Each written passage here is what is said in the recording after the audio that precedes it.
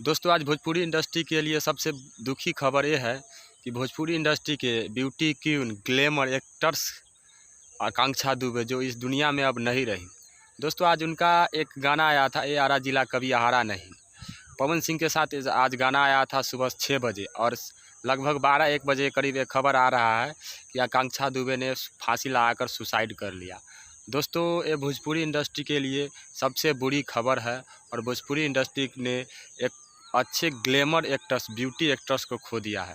दोस्तों ये बड़े बड़े सुपरस्टार, भोजपुरी के सुपरस्टार के साथ काम कर चुकी है, जैसे मैं खेसारी लाल यादव के साथ भी काम किया। उनके साथ एक गाना आया था, ये नाच के मलकिनी कहाँ बाज के जयबू हो। आज सुबह सुबह ही उनका पवन सिंह के साथ ये आरा कभी हारा नहीं सॉन्ग आया था। एक्चुअली ये आज वाराणसी के एक होटल में सुसाइड किए हैं, वहाँ इनका एक शूटिंग चल रहा था, उन्होंने वहीं सुसाइड किया है। अब ये सुसाइड का कारण तो अभी पता नहीं चला, इसका जो पता होगा कारण आगे जो पता होगा न्यूज़ बता आएगा, वो आपको हम बताएंगे।